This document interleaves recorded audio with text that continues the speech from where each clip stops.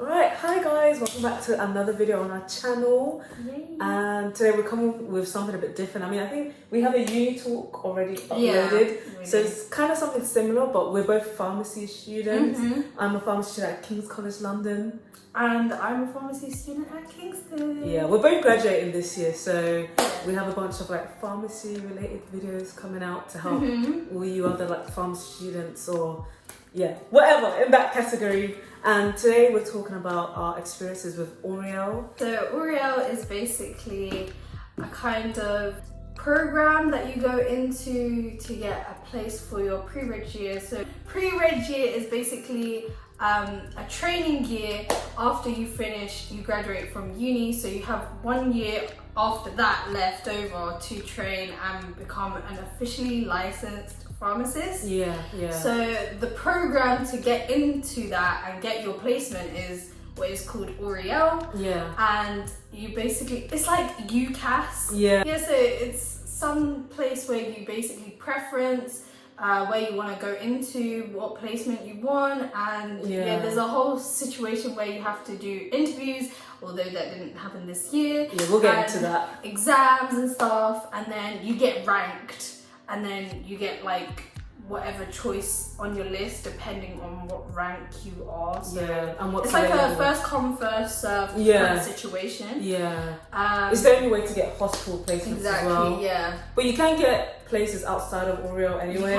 Or you can't get hospital places. That you can only get that through ORIEL. So do they do industry as well through ORIEL? I don't know. I didn't see any, but there might have been. I think they mostly recruit like via their own situation, their own thing. They must have their own program. But that's the other thing. Like with ORIEL, there's like 3 different sectors that you can go into as a pharmacist. So there's hospital, and there's community pharmacy, which is basically your local pharmacy stores, and then GP pharmacy, which is one of the newer ones. Very new. But it's very like short compared to the other 2 because it normally comes as like a dual placement with one of the other ones. So you could be doing GP for 6 months or 3 months, and then the remainder could be either community or hospital. So and they're very competitive.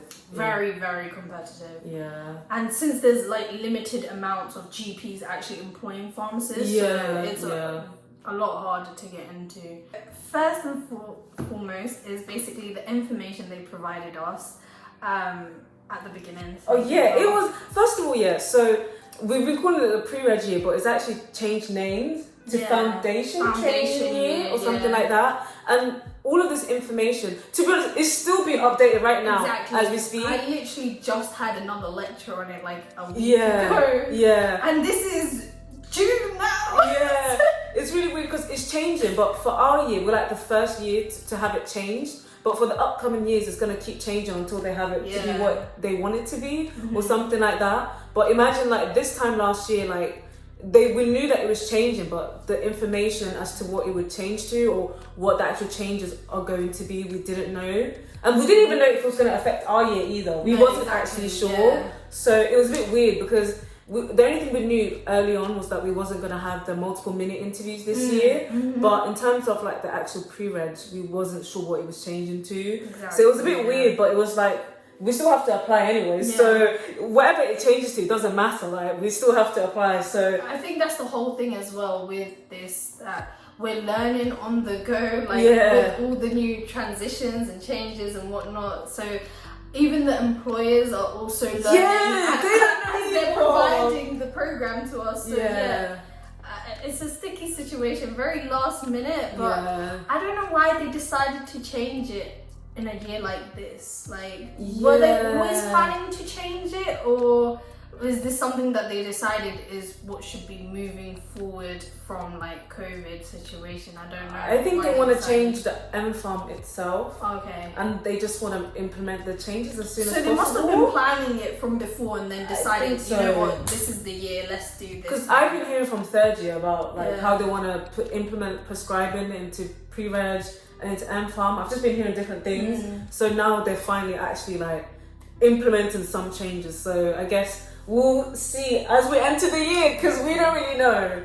But Yeah, so pretty much we knew that it was changing, but we didn't have as much information as to what the changes would be. And yeah, we knew that there was going to be no MMI. So from the get-go, we were banging out like SJT practice. Yeah. Well, not SJT practice, maths practice. I think we should explain though that like at the beginning, what they require you to do is that you have to sign up, like you have to make an account for the like actual preferencing and stuff like that. Yeah. So you make an account. And there's deadlines as well. Yeah, exactly. And what they've released is a chunky ass PDF. Yeah. The handbook. They grill into you to read very thoroughly and make notes of all the dates and stuff. I did that still. I'm not gonna lie, I didn't complete reading it. Like at first, when it first came out, I was like, yes, I'm on this. 10 pages in, I just gave up and I just like kept notes of the key dates. Yeah, the dates. Exactly. That was it. And one of the lecturers that handles it in my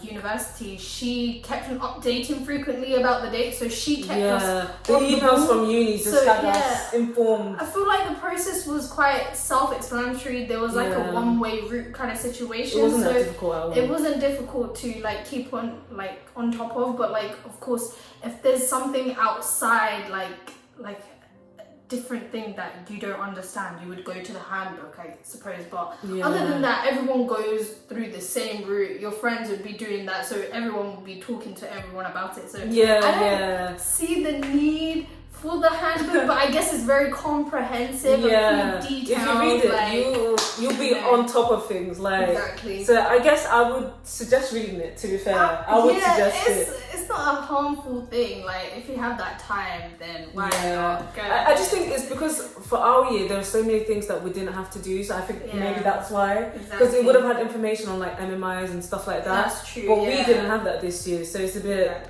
Even like open days for hospitals and different, we didn't have that at all because of COVID. And I think it was a bit of a shame because I was looking forward to going to the open days. You know what? People were telling me about it. I didn't even know that they existed Really? until you told me that there were hospital open days. So I was just like, oh my god, I actually want to go because this is interesting. I was told about it on placement. Exactly, wow. So that's the other thing. I feel like we're barely told about a lot of stuff. So shall we move on to the next point? Preferencing. Stressful. The thing is, what they expect you to do is they expect you to preference before you've been ranked. Yeah, that's mad. You're going in blind. Yeah. You can be very ambitious, put in the most competitive thing. You have to be really smart with the way you preference things.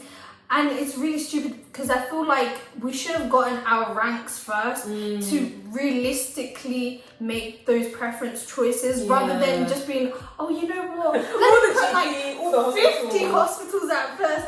And that's the other thing that they tell you. So I've had like a couple of talks from previous years as well, and they're always just like, oh, you should place the more competitive ones at first place, like near to the top. So if you want GP, put it at the top. If you want hospital, put it at the top. 100%. And they're just like, oh, why can't it be you? Like, there's always got to be one person who gets the spot, and why can't it be you? Like, they gave all those motivational talks. So here's me falling into that trap and putting all the best hospitals at the top. Like, it's just a bit unfair. Like, exactly. Come on. I want to know if I'm being realistic or not. Exactly. And so you just got to do what your heart tells you to do, and then reality hits that note. Your place is like 700 out of 2,000. You're not getting This is not too bad. But if you want a hospital place, you need to rank like, I think at least 500. Because I was in the 500.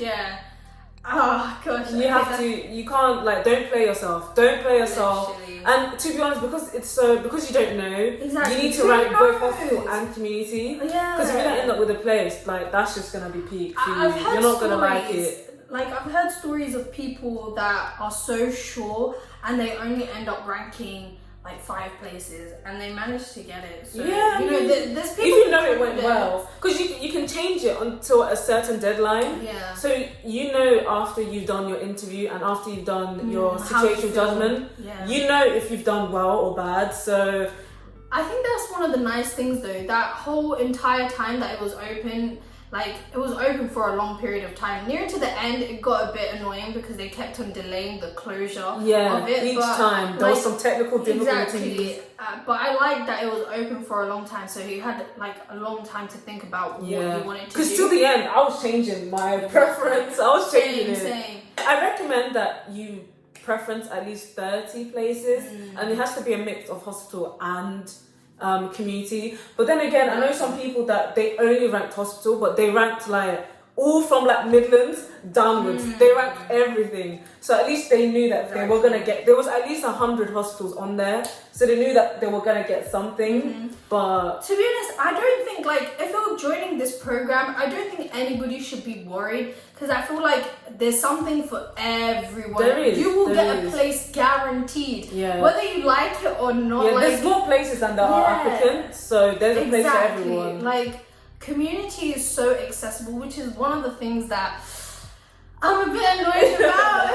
But like, it's there as a backup for a lot of people, whoever needs it. So you're never gonna run dry of places. There's always gonna be somewhere local to you if you want it to be, and somewhere further away if you want somewhere further away. It just depends on what you want, and obviously you have to preference like the stuff that you are willing to go to. Like, there's no point in preference in places that you don't want to go to. You need to check the make location. sure. Check location. You need to make sure. Check the information. Check the pay as well, because for some people, like, let's be realistic here. Like, some people, it's not feasible to be paid peanuts. Some people have to pay rent. Some people are parents. There's so many situations. So definitely check the information. Check what experience they're going to give you. Check the pay. Check the location. Are you willing to travel? Are you staying at home? Because for us two, we're both staying at home. Exactly. But I know some people that have to move out and they didn't really want to. Yeah, but there are some people that want to move out. Like, that's also true. I've entered a lot of talks as well, like about previous people who have gone through the program, and they always say like, why do people apply to London so much? Because that's where we're from. We're Londoners. We're local, makes sense. so that's where we would want to go. But like, obviously with London having the most like competitive hospitals, very competitive. like people always want to go to these places, but when you actually listen to other people from the program say that like you should go up north and stuff like that, there's so many beautiful hospitals and stuff like in other places. I want people to like search for those places. There's more places available in London, because I've seen like guys in St. Thomas, they had like 10. Whereas if you go to like up north, you see like each hospital has like 3 or 2, that kind of thing. Like even my friend, she was applying for like Midlands, like Birmingham, and I think it was very competitive, because I think a lot of people there stay at home. Even though she preferenced it first, she didn't get it, just because I think maybe her rank was too low and it was very competitive. So that was very sad, but you have to just keep it in mind, like what area are you applying to? It's probably going to be very competitive if it's hospital. But if it's community, I think there's definitely like, you'll be able to get something. Definitely. I feel like no matter where the hospital is, all hospitals are very competitive, because even our most local one, here's me thinking that not many people are going to be applying because not many people in our area. How would people know about these hospitals? I know, right? People do their research, they do. you know, which we recommend you do as well. Exactly. Do your research. Do your research. And the actual website itself, preferencing, I don't know, probably for this year's people and the upcoming years, it's going to be more better. But for us, it was very glitchy. It was so very slow. Bad. It was just so like, what is this? And why is it like this? They really need to improve their like entire website, because that was the most annoyingest part of the whole thing. And I just feel like it wasted so much time. Honestly. Because with me, I know that I got rid of most of them just by location filter, because I know I wanted to stay in this area. So there was just like, I think there was like around almost 6,000 places. So filters when I filtered out every place other than like London area, I got rid of like a good 4,000, but I had like 1,000 left. It's hard. And like the amount of scrolling you have to do to go down all the way down the list, it's just on one page. It's like a one-page kind of format. Oh yeah, So- you have 3 different columns. Yeah. Or what is it? I think I don't know why they do it's that. wanted, which is what you rank, like what you want, and then it's no preference. So if you get nothing from your wanted column, then they at random they pick one from the no preference, and then you have not wanted, so they're not going to give you anything from there. And once you start preferencing, everything is in the no preference column. Yeah. So we recommend using like Microsoft Excel, like make a spreadsheet of all the places you want. Yeah. Because when you move it, first of all, it moves so slowly, and it's glitching. And it takes like 5 minutes to move each Sometimes sort. you have to drag it like twice for it to actually fully secure into that other column. And then like after that, then each time you move it, it goes to number 1. Yeah. So you have to rank from bottom up. So don't start with your first, because it's gonna end up at the bottom. And each time you have to press the save button, because if you rank everything, you're finished and you just close the tab. It's not saved. It's not saved. Oh my God. And then you have to go through all that slowness again. I hated it. I hated it. And I think some of the places, because I really wanted like a GP hospital split, but it wasn't clear which ones were that. So you had to go click on them to read more information. But every time you did that, like the whole system would lag again, and when you X out, it would all freeze. So you had to like reload the entire page for it to move. Yes. It was so annoying. I can't. And then again, as you said, because you didn't save your progress, you'd have to redo everything you just did. Yeah. And then save it, then read, then move on. It was a very, very long process. Definitely do it on a spreadsheet, put down location, pay, like what it's offering you. The hours as well, because the hours, don't be fooled. Don't think that everything's 37.5 hours, because there's so many that I see for 45 hours and it's like 18k. You have to read it properly. Read everything, because some places are, and to be honest, there's some things that they don't put on there either. Because I've seen because when I go on hospital placement, obviously I ask the pre-regs and they say things how they have to work like every other Saturday or 1 in every 4 Saturdays. Some hospitals is 1 in 8, so it just depends on which hospital you go to. And some they have to do that late shift, so they work to 7:30.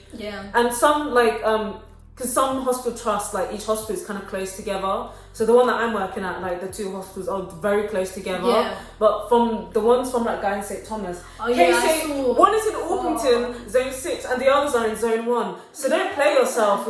You need to know. You need to know. Because some people have to move different apartments every time they change a hospital. Because I knew one girl that lived in Stanmore, and she did the KCH, Guys in St. Thomas, and she did all of them, and she literally had to move out for when she was at KCH because it was too far, and Peru as well. It was just too far for her. It was 3 hours there, 3 hours back. Who's making that journey? For what?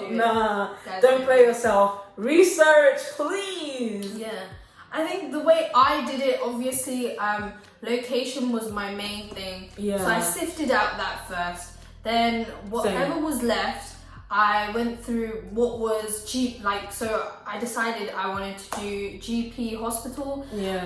So those were my main priorities. So I looked more into that sector, and then I just kept a couple of community pharmacies near my area. So I made sure that community pharmacies was the closest. It had to be near. Exactly. I'm not doing community, it's not me. Exactly. But for hospital, I gave myself at least 1 hour 30 minutes. I was willing to travel a bit more. Exactly. I would travel more for those things rather than community. So that's how I decided to go about it, and it managed to knock out quite a few places. Then after that, you go into the more nitty-gritty finer detail. So you read through what you have left, look at the working hours. You can even call up, to be honest, and ask them as well. You look at the salary. Then you look at if they give you extra experience, because some places actually give other experience as well. And then what program they use, because some people they don't actually have a program that they use. Most places use Pro Pharma, the different trainings and stuff. But some places, there's some really dodgy ones that don't have any program. And some pay for you as well. Because these things cost money. Some community farmers pay for you. Some they pay for like the registration fee, like GPC, all of that. Because these things, they don't tell you, but you have to pay for a lot of these things. Exactly. So yeah, I think you should look out for that sort of bonus as well, because it's very nice to not have to pay for all these hidden fees. But I feel like that should be a given. Like community pharmacies, like independent ones and stuff, they make a lot of money. So I think it's pretty simple for them. It's just whether they want to pay for you or not. I think it's an extra incentive. Like come here, we're paying this for you. And I think you should also look at the like retainment rate, because obviously you want a job afterwards. I mean, some of you might want a locum or go into something else, but for a lot of us, obviously we want some job security. So definitely look at like, first of all, how many of their pre-regs have passed like the pre-reg exam, and then look at like what are the like job opportunities afterwards, because obviously some people might like are interested in that. The process, you know, we took our time with it. We had time. You're fine. You have like so many months ahead of you. To be honest, I don't know. With the MMIs, I don't know. Because obviously, like that's the whole thing. We didn't have MMIs, but for upcoming years, obviously, like you have to have time for MMIs to prepare for that. I don't really know what to say in terms of prep for that. I would just say get as much pharmacy experience, because then that will help you with questions. But as we didn't do it, so I don't know. Just practice loads of pharmacy competency questions and try to get as much pharmacy experience as possible. The thing is, I was actually one of the people that were praying for the MMIs not to happen this year, because I just didn't want it. I don't have much like interview experience in my life, barely any at all. I literally just had my first interview this year. So I've been like avoiding interviews all my life. So here's me, not very confident on like going into an interview, and for this to be like my first interview for like a place, quite risky. Exactly, like a hospital place. This is kind of like my future for the next year ahead. So I didn't want this to be my like first ever run at an interview. But later did we find out that it would have been good if we had it, because I don't even know how well I would have done, but like who knows now, like if that would have improved my place or made it worse. So the thing is, never know. we were only like our rank only depended on our SJT score. The numeracy score, you only just have to pass it. It was a tiebreaker situation. But the SJTs, like you basically have to rank things from like action that is most appropriate versus least appropriate, and there'll be like 5 options, and sometimes there'll be like choose 3 appropriate actions. So you have to pick 3, and I think depending on the importance of each question, that's how they ranked us. I don't know, it was a super weird situation. We weren't really informed. I don't know, for us it kind of just felt like random, like I don't know, it just felt like I was just given a random rank, and that was it. It's very like subjective. I don't know who's marking this, but it's very like the questions and answers are very common sense. But apparently at the end, we found out that like some questions had like the mark weighting was different. So some like answer would be more valued than something else. It was weird. It was very weird, and that's why we would say the MMIs probably would have been better. Because it would have been a little bit less subjective, or at least like I don't know. It's just you're interviewing me, you know me, rather than just like SJT where anyone can just be lucky or something like that. I don't know. Because with the MMIs, you can really argue it, like. But with this, it's just who set criteria? Is it? I don't understand. Like, who's decided that this is the best answer? Like, I'm pretty sure there's more than one good answer, and it really depends on the person. So. It was just confusion all throughout how they did it. But at the end of the day, like we couldn't argue our rank.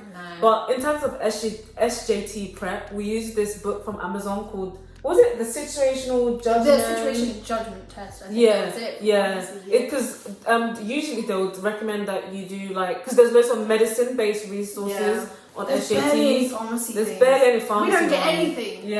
But I think this one is actually my brother's friend who published it, but it's quite new and it has actual like pharmacy-related SJT questions, which is good for preparing what you're actually going to see on the test, and there's like answers as well, so that was quite useful.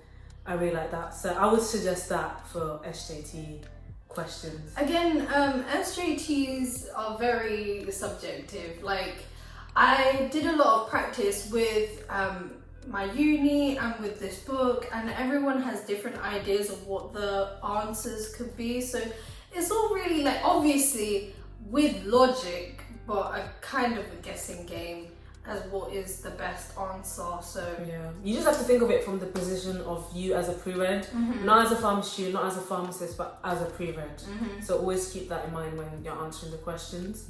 Also, the booking for the SJT. Yeah, wild. That was a thing. It was nonsensical. Like, first of all, like obviously there's I think it's under Pearson, right? There's so many centres all over the UK that you can book, and obviously everyone wants something close to them. Yeah. Like we're London based, obviously we want something in London, but there's so many pharmacy schools in London, so it's very competitive. But the problem was that they said that they were going to release the booking system at a certain time, and it never came out, and there was no emails about it, no information, no communication, nothing. So we were just there like, everyone was confused, and I think I kept on asking you, did you check on Twitter if they released something up there? But nothing on Twitter. There was no indication, no information, no like changes of a plan, like them saying that, okay, we're going to move the date because there's maintenance issues. None of that was happening. Yeah, we thought it was maybe a different time zone or something. It wasn't that. It wasn't that. It got released at some random time. It was vibes. Like the next day at like 6 a.m. or 7 a.m. or something. It was so bad because it was meant to be released. Was it meant to be released at like 12 midnight on that day? Yeah. And then we waited till 1. Waited till 1 and it still didn't come out. So I was just like, okay, let's go to sleep. I'm gonna wake up every hour. I did. My body just woke up every single hour. And the 1 hour I didn't wake up was the hour that it dropped. Yeah. So it dropped at like 6 a.m. or something. She was awake. And then I wake up at like 7 a.m. and I see the text messages from her saying, oh, have you booked? I've already booked. And I'm just like, excuse me? What? What are you talking about? So I panic. I go over and then everything has gone. It was finished. I think I woke up like at around 30 minutes after it went live. So all the vultures just grabbed it. Yeah, all the London places. Even our place was more Even campish. our local place, it was gone. There was no times. They have some really weird times. I think there's a test at 8 a.m, right? Yeah. People took those as well. Then I ended up having to travel to the next location along, which wasn't bad because my dad gave me a lift and everything, and he stayed so that he could take me back as well. So but you have to take the test much earlier than I did. Which, to be fair, it's not a bad thing. It depends on you whether you want to do it earlier or later. Exactly. I wanted to do it later because I was just like, I wanted to do it later too, and I ended up being in the first week, I think. So that was a bit tragic. I was like mid-second week, I think. Yeah. Your time was actually pretty good. Yeah, it was like 1:30. It was in my uni. Not that we even had like on campus uni this year. Yeah, so I guess make sure if you're in London, you need to like book your thing on time because there's so many pharmacy students who either like originally live in London or who want to do it in London or who are based in London. So many people just want to do it in London. So you better be there on time and book. And especially like, because I think you have to do 8 a.m, right? Yeah. No.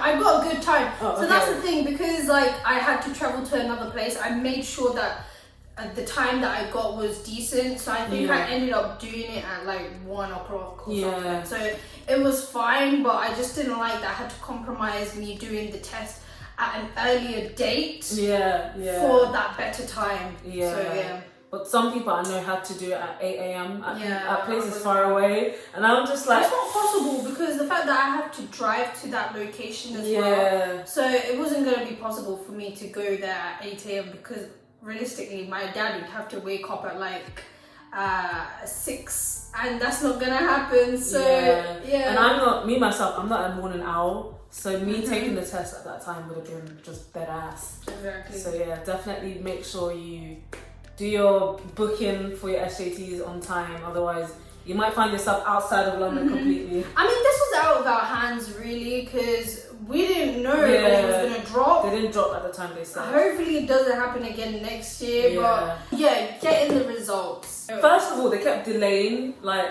the end of preferencing, so it pushed back the time that we would actually get our ranking and see what place that we would get. So that was kind of annoying, but at the same time, it gave me more time to think through my preferencing. So that was okay. Like I had like Reading and Birmingham in there. I took it out. I put it back in. Then I took it out. I was like, nah. I think I ended up putting it on my no preference list. Even though unrealistically, that's not gonna happen. Like, you're not gonna because on my wanted list there was community places. So I probably would have gotten one of those before I would have gotten the no preference. It was just, they said that they would like stagger the releases of the announcement. But everyone that I know got theirs on the same day at the same time. So I don't know how true it was.